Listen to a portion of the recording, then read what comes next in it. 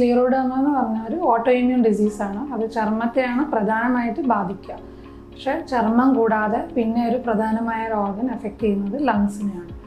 ഇതുകൂടാതെ നമ്മൾ ഏതൊരു വാതത്തിൻ്റെ അസുഖം പോലെ സന്ധികളിലും വേദനയായിട്ട് വരാം. സ്ക്ലീറോഡെർമ ഒരു പകർച്ചവ്യാധിയല്ല, അതൊരു ഓട്ടോ ഇമ്മ്യൂൺ ഡിസീസ്. ഇതിനും ചികിത്സയുണ്ട്. സോ നമ്മൾ ഈ ഏർലി സിംറ്റംസ്, അതായത് ഈ തിക്കനിങ്ങും ഇതൊക്കെ വരുമ്പം ചിലവർ ജസ്റ്റ് എന്തെങ്കിലും ലോക്കലായിട്ട് അപ്ലൈ ചെയ്യുന്ന മരുന്നുകളോ അല്ലെങ്കിൽ നമ്മൾ ഈ നെറ്റിൽ കാണുന്ന യൂട്യൂബിൽ കാണുന്ന അങ്ങനത്തെ ജസ്റ്റ് അവർക്ക് അറിയുന്ന തരം ക്രീമുകളോ അവർ ഉപയോഗിക്കും.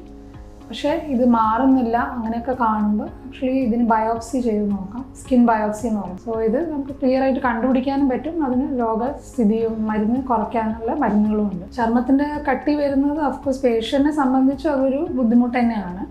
പക്ഷേ അത് ഇൻറ്റേർണലിയും എഫക്റ്റ് ചെയ്യുന്നുണ്ടെന്നുള്ളതാണ് മനസ്സിലാക്കേണ്ടത്. അപ്പോൾ പുറമേക്ക് നമ്മൾ കാണുന്ന ഒരു എക്സ്റ്റേണൽ ഇതിനെക്കാട്ടും ഭയക്കേണ്ടത് ഉള്ളിൽ ഇൻറ്റേർണലി അത് കൂടുതൽ എഫക്റ്റ് ചെയ്യുന്നുണ്ടോ എന്നുള്ളതാണ്. ഈ രോഗം പ്രായമുള്ള ഇതും യങ് ഒരു ഏജ് ഗ്രൂപ്പിൽ ഒരു ഫീമെയിൽസിൽ എഗെയിൻ യൂഷ്വലി വാത സംബന്ധമായ അസുഖങ്ങൾ സ്ത്രീകൾക്കാണ് കാണുന്ന പോലെ സ്ക്ലീറോഡെർമയും സ്ത്രീകൾക്കാണ് കാണുന്നത്. സ്ക്ലീറോഡെർമ എന്ന് പറഞ്ഞ അസുഖം വളരെ തുടക്കത്തിൽ കണ്ടുപിടിച്ചാൽ നമുക്ക് മരുന്നെടുത്താൽ നമുക്ക് അവോയ്ഡ് ചെയ്യാൻ പറ്റും.